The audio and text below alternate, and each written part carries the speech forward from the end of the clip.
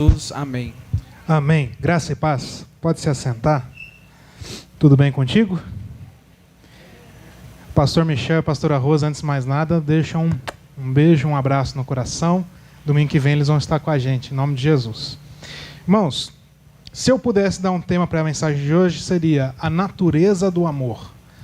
Para a gente aprender o que é o amor diante de Deus, o que o amor representa e qual a nossa natureza em Cristo Jesus. Amém? Vamos aprender isso juntos hoje? Quero te convidar a abrir sua Bíblia lá em 1 Coríntios, capítulo número 13. O Gil também já está projetando para a gente. 1 Coríntios, capítulo 13, verso número 1.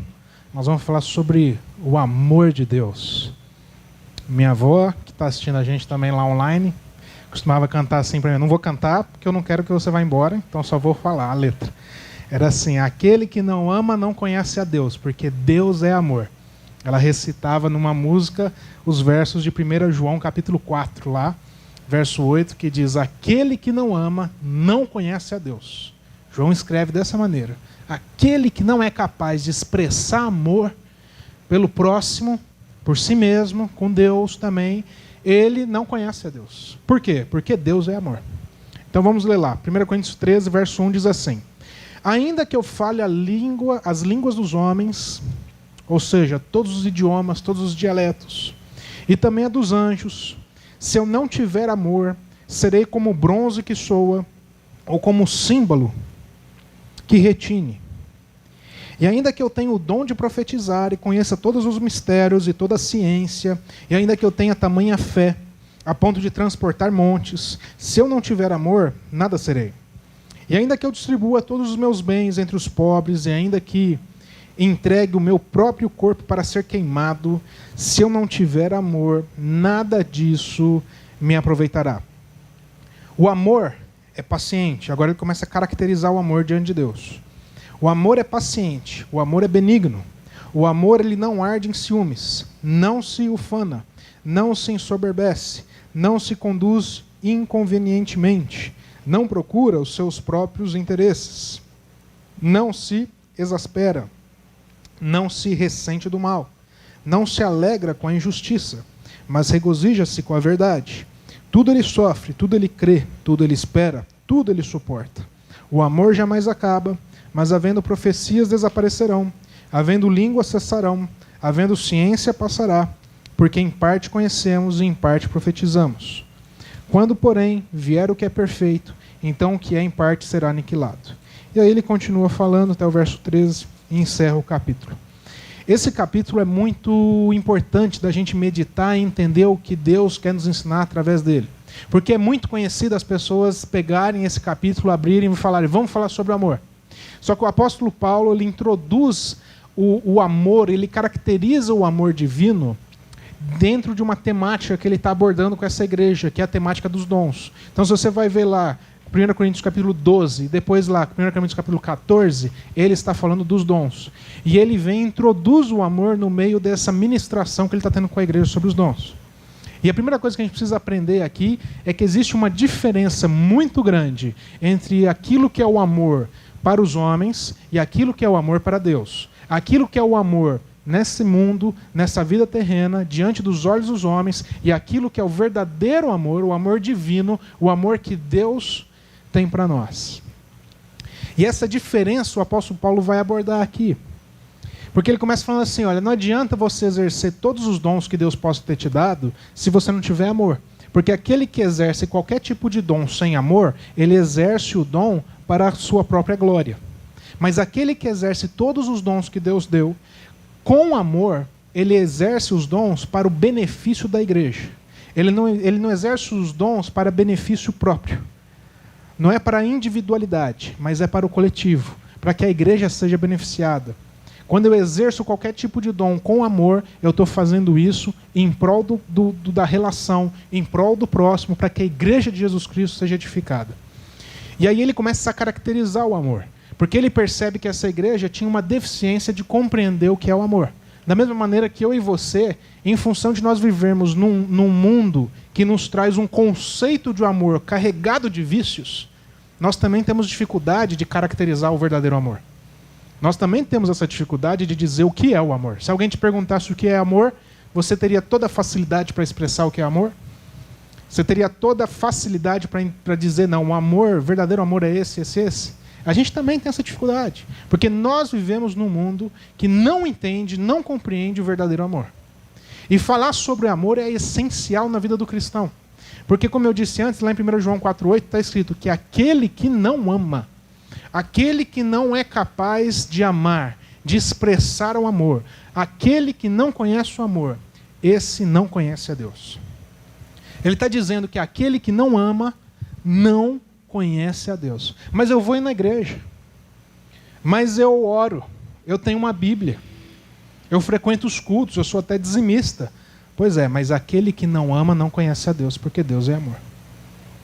Simples assim. Porque não é sobre o fazer, mas é sobre o ser.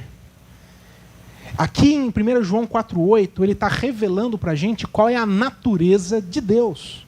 A natureza divina do Pai é o amor. Amor não é um dom.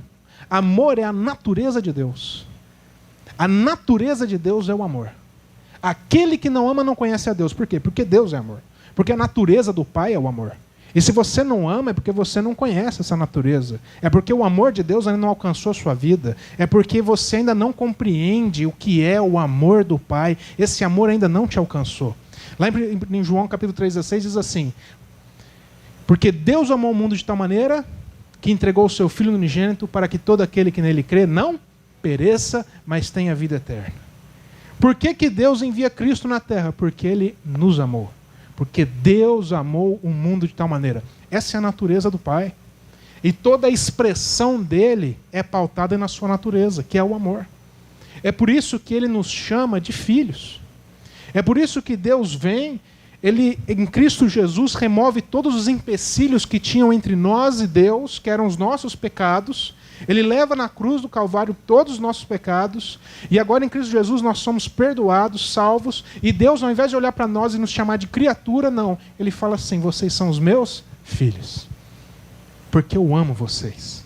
Eu amo vocês do jeito que vocês são, do jeito que vocês estão. Apenas venham. Apenas recebam o meu amor. Porque eu os amo. É a natureza de Deus. E falar sobre amor nesses dias é extremamente importante, porque nós não temos vivido esse amor.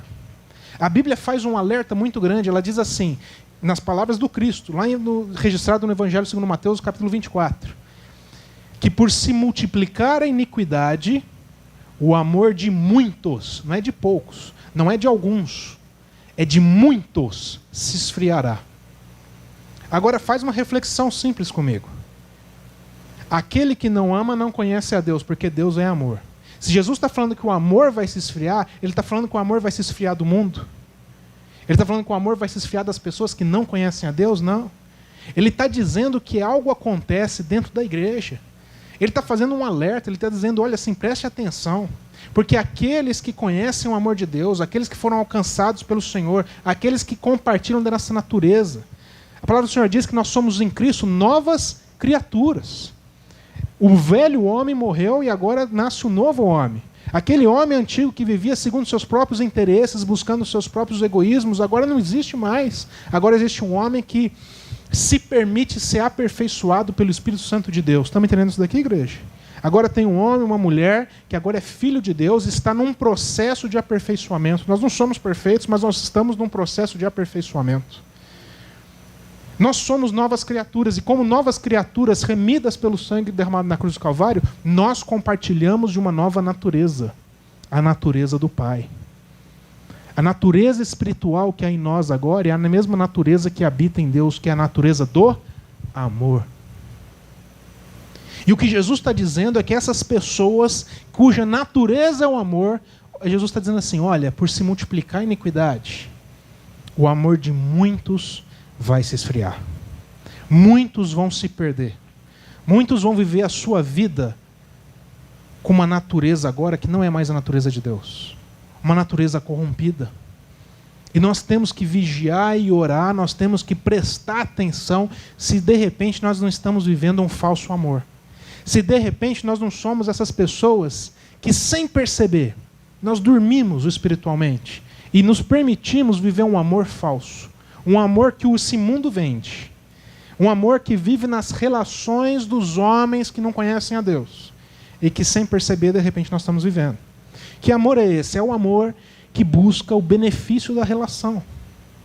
É o amor no qual eu me relaciono com o próximo somente buscando o benefício da relação, somente buscando o que essa pessoa pode me ofertar, somente buscando o benefício emocional, somente buscando o benefício espiritual, somente buscando um benefício financeiro. Eu me relaciono com as pessoas apenas buscando o benefício da relação.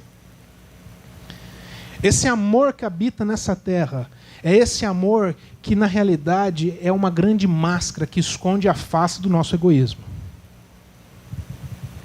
Por isso que tantas relações são facilmente descartáveis. Porque eu me relaciono com pessoa até onde eu tenho um benefício. A partir do momento que eu começo a escutar alguns nãos, então já não é mais viável essa relação. Já para mim já não é mais sustentável, porque agora eu estou escutando alguns nãos. E agora não estou tendo mais os mesmos benefícios. Então eu viro as costas e acabou o amor. E aí é onde entra a pergunta: esse é o amor? É o amor que só prevalece no dia bom, mas que quando enfrenta o dia mal não tem solidez suficiente, fundamento suficiente para passar pelo dia mal, prevalecer e triunfar? Quem está entendendo o que eu estou falando? Isso é muito forte, porque quando a gente não entende isso, quando a gente não vive, compartilha dessa natureza que é o amor divino, nós começamos a passar situações nas nossas vidas, adversidades, dificuldades, e a gente começa a blasfemar contra Deus. E às vezes a gente começa a duvidar de Deus. A gente começa a duvidar do senhorio do Senhor. A gente deixa de confiar no Pai. Por quê? Porque eu não estou enxergando mais benefício na minha relação com Deus. Quem está entendendo o que eu estou falando? Eu deixo de enxergar um benefício na minha relação com o Pai.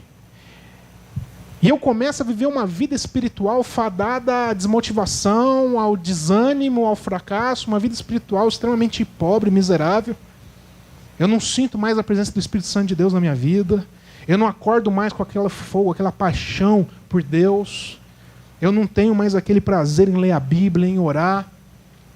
Parece que as coisas estão diferentes na minha vida. Por quê? Porque o amor tem se esfriado. Por se multiplicar a iniquidade, o amor de muitos se esfriará. O amor de muitos daqueles que estão frequentando igrejas, que por fora têm uma aparência linda, mas por dentro estão cada vez mais desfalecendo, se perdendo, sem saber quem são, sem saber o que estão fazendo aqui, sem entender o propósito de Deus para a sua vida. Quem está entendendo isso? Estão se perdendo. Porque a natureza do Pai é o amor. Mas a iniquidade no mundo vai se multiplicando de tal forma que tem algo que acontece que nós vamos perdendo a nossa essência. Nós vamos deixando de nos assemelhar a Deus. Nós vamos mudando a nossa natureza. Nós vamos mudando quem nós somos. Sem perceber, nós vamos nos corrompendo com os valores deste mundo. Ah, porque fulano, fulana faz isso, faz aquilo, age dessa forma ou deixa de agir dessa forma. E a gente vai começando a pautar a nossa vida não mais nos princípios do reino de Deus, mas nós vamos vivendo a nossa vida pautados nos princípios deste mundo. Sem perceber, nós vamos dando lugar para o nosso coração para fundamentos, alicerces que não fazem parte do reino de Deus, mas para fundamentos e alicerces que são presentes neste mundo. E a Bíblia diz que esse mundo jaz no maligno. Bruno, por que de repente eu vejo na minha vida, a palavra de Deus diz que a vontade de Deus é boa, perfeita e agradável, mas parece que eu olho para dentro de mim e tem áreas dentro do meu coração que eu estou vivendo o mal, o imperfeito, o desagradável. Por quê? Porque você não está vivendo a vontade de Deus. Porque em algum lugar da nossa caminhada nós abrimos mãos dos princípios, dos fundamentos do reino do Pai para viver os princípios, os fundamentos deste mundo. Esse prédio só está de pé porque aqui embaixo, onde a gente não enxerga, existem alicerces, fundamentos, que dão toda a estrutura para essa construção. E na nossa vida é a mesma coisa. Quais são os alicerces, fundamentos que estão presentes no seu coração, que vão ditar a tua vida, que vão direcionar, que vão ser o leme que dá a direção para a tua vida? Tem sido os princípios, fundamentos, alicerces do reino do Pai, da natureza do Pai, Ou será que nós temos vivido segundo os alicerces deste mundo, que esse mundo ensina? Porque quando nós nos damos conta que tem áreas da nossa vida que nós estamos vivendo segundo os alicerces fundamentos deste mundo, aí nós percebemos aonde nós temos caído. Aí nós percebemos aonde nós deixamos de nos assemelhar a Deus, aonde nós deixamos de compartilhar da mesma natureza, da mesma essência do Pai, que é o amor. A natureza de Deus é amor. E Jesus ele vem e faz um alerta, olha, cuidado. Cuidado porque muitos estão deixando de se assemelhar a Deus. Tentando prevalecer e viver nesse mundo, vão deixando de ser quem eu projetei, quem eu sonhei para ser. Deus tem um projeto para as nossas vidas, Deus sonhou conosco, Deus projetou as nossas vidas, Deus nos ama, Deus tem algo especial para a tua vida. E a gente vai se perdendo no caminho, porque a gente quer viver esse mundo, sobreviver, aliás, seria a palavra mais adequada, neste mundo, segundo os princípios deste mundo. E o que Deus está chamando a gente nessa noite é falar assim, vocês são a minha igreja. Vocês são a igreja de Cristo. Então não perca a tua natureza. Não perca aquela marca que eu coloquei dentro de vocês, do coração de vocês. Quando Deus olha para nós, Ele nos reconhece quem nós somos no mundo espiritual, porque o Espírito Santo de Deus está em nós e porque existe uma natureza que nós compartilhamos com Ele, que é a natureza do amor. A Bíblia diz assim, muitos são chamados e poucos escolhidos. Por quê? Porque Deus faz acepção de pessoas? A Bíblia diz que Deus não faz acepção de pessoas. Muitos são chamados e poucos escolhidos porque Deus olha para nós. E a pergunta é, Ele está enxergando a natureza do amor dentro de nós? Ou será que em algum momento da nossa vida nós nos perdemos e tentando sobreviver nesse mundo, nós nos permitimos mudar quem nós somos? Será que nós permitimos nos transformar em outra pessoa que não é aquela pessoa que Deus sonhou, que não é aquela pessoa que Deus projetou, aquela pessoa que Deus chamou e disse, você é meu filho, você é minha filha e eu te amo. Quando Jesus Cristo sai do batismo dele, o que Deus fala lá dos céus? Esse é meu filho amado. Esse é meu filho amado. A natureza de Deus, o amor expressando. E quando Deus olha para nós, o que Ele quer dizer? Essa é minha filha, esse é meu filho amado. Ele tem prazer em olhar para nós e enxergar que nós ainda temos a natureza do amor. Porque este mundo vai passar. Tudo aquilo que nos descabela hoje, que deixa a gente louco, tenso, ansioso, vai passar também. E o que vai permanecer é a nossa natureza, é o amor. A Bíblia diz, o apóstolo Paulo diz, que hoje permanecem a fé, a esperança e o amor. Mas qual que vai ficar? É o amor. Porque quando a gente encontrar Cristo, a gente não vai precisar mais de fé. E quando a gente estiver com o Pai, nós precisamos ter mais esperança, porque a esperança foi consumada. Mas o amor vai permanecer. Por quê? Porque o amor é a natureza do Pai expressa e derramada em nós. Estamos entendendo isso daqui? E a igreja de Cristo, ela tem que expressar esse amor. Bruno, como que é esse amor? Não é um amor que o mundo ensina, não é um amor que eu e você achamos que tem que ser. É o amor que está aqui. O amor é paciente. O amor é benigno. O amor não arde em ciúmes, não se ufana, não se ensoberbece, não tem orgulho, não é vaidoso. Ele não se conduz de maneira inconveniente. Ele não procura os seus próprios interesses. Ele é altruísta. Ele não busca a individualidade, mas ele busca o que é a coletividade. Ele busca o benefício da relação e não o benefício próprio. O amor não se alegra com a injustiça. É difícil viver isso, não é verdade? Porque tem uns camaradas que a gente, né? Vamos falar a verdade, né? Tem uns camaradas que parece que é especialista em dar uma ferrada na gente. Aí quando eles se ferram, o que a gente fala? É Deus poderoso, é Deus de justiça, olha lá. É o beijinho no ombro gospel, né? Dá aquela, é Deus maravilhoso, é isso aí. Não, o amor não se alegra, meu querido. O amor, ele vem com domínio próprio. O amor, verdadeiro amor, ele não permite que o nosso coração se torne refém das nossas emoções. Não são as emoções que vão ditar a gente, não. O amor, ele é racional. Porque o amor não é somente um sentimento, uma emoção, mas em Deus o amor é a natureza do Pai. O amor, ele se regozija com a verdade. Ele se alegra com a verdade. Quando a verdade é estabelecida, o amor ele se alegra. Por quê? Conhecereis a verdade vos... A gente ora para tanta coisa. A gente ora para tanta coisa acontecer e às vezes a gente ora muito pouco para a verdade de Cristo ser estabelecida nas nossas vidas, nas nossas relações, nas situações que nós enfrentamos. Porque quando a verdade de Cristo está estabelecida, ela liberta. Mas a nossa oração costuma ser como? Deus, resolve isso desse jeito, dessa maneira, nesse tempo, dessa forma. Né? A gente quer colocar Deus dentro da caixinha e falar para Ele o que Ele tem que fazer do jeito que Ele tem que fazer. Né? E a gente pede, ó, nessa situação, Deus, estou precisando que você haja assim. Qual que deve ser a nossa oração? Para que Deus venha e estabeleça a verdade dele. Porque a verdade de Cristo liberta as nossas vidas, libertam as pessoas ao nosso redor, libertam as situações, liberta das mentiras, liberta do jugo, liberta da opressão. A verdade de Cristo é poderosa para nos libertar.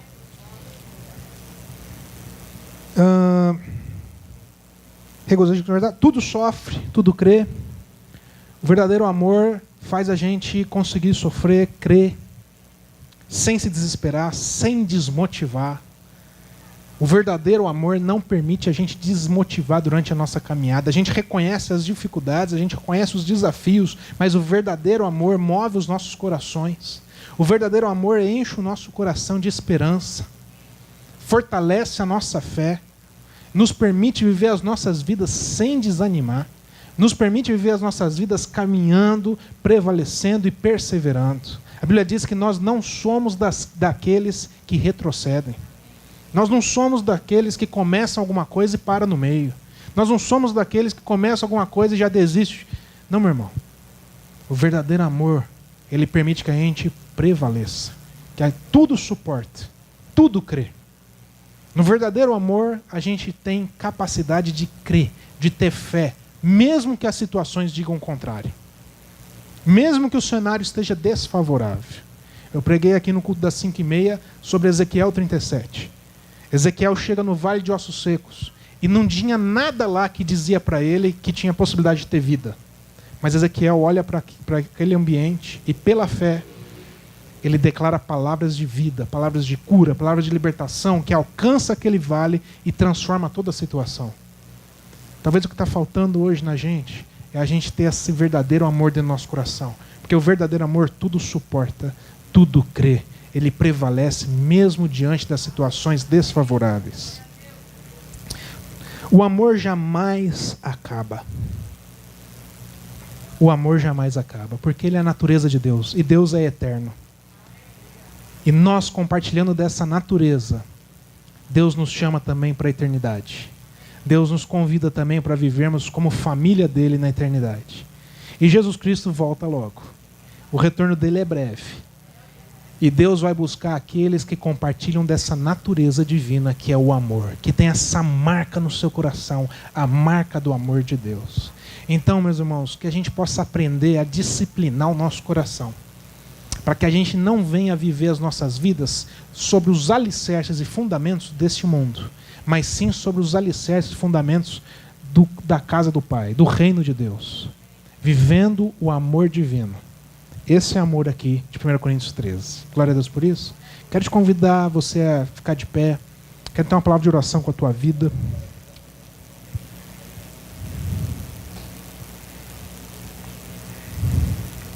Curve sua cabeça, feche seus olhos.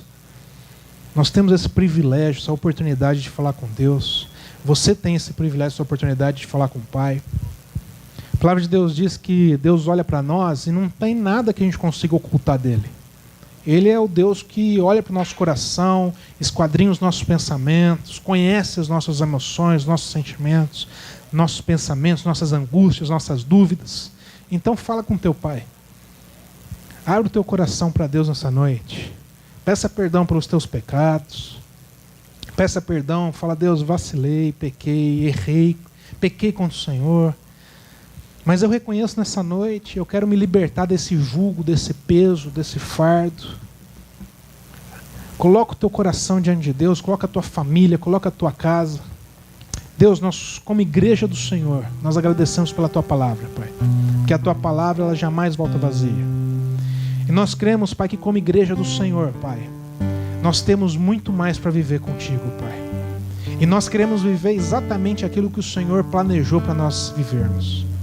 Nós, Pai, às vezes nós nos desviamos no decorrer da nossa caminhada, nós olhamos para esse mundo, infelizmente nos corrompemos com alguns valores deste mundo, mas essa noite nós queremos renovar o nosso voto, renovar que a nossa esperança está em Cristo Jesus, renovar que nós dependemos do Senhor, renovar que nós somos a Tua igreja, renovar, Pai, que nós somos Teus filhos, Pai, e que nós dependemos apenas do Senhor.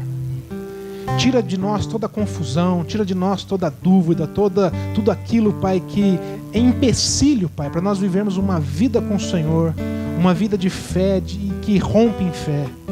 Deus, eu declaro sobre a vida dos Teus filhos a Tua bênção, a Tua graça, que o Senhor possa abrir os caminhos dos Teus filhos, tirar todo embaraço, todo empecilho, toda confusão. Que a Tua paz alcance o coração de cada um, que a Tua alegria alcance o coração de cada um, e que acima de tudo, Pai, que o Teu amor preencha os nossos corações, Pai. Nós queremos compartilhar da mesma natureza que o Senhor tem, da natureza do amor. Coloca mais amor nos nossos corações, coloca mais amor, Pai, nas nossas vidas, que nós possamos expressar o Teu amor quando nós falamos, quando nós agimos, como nós nos posicionamos, Pai. Nos ensina a amar e completa a nossa vida, Pai. Que o Teu Santo Espírito, Pai, que tem liberdade no nosso meio, Pai, venha sobre os nossos corações e traga toda a cura espiritual, Pai, toda a libertação necessária, Pai, toda a vida, Pai, que é necessária, Pai. Toda a nossa vida é do Senhor, para o Senhor e para a honra e glória do nome do Senhor. Quem concorda, diga amém. Você pode dar uma salva de palmas para Cristo Jesus? Glória a Deus por isso, aleluia. Bênção de Deus. Meus irmãos, para finalizarmos, nós vamos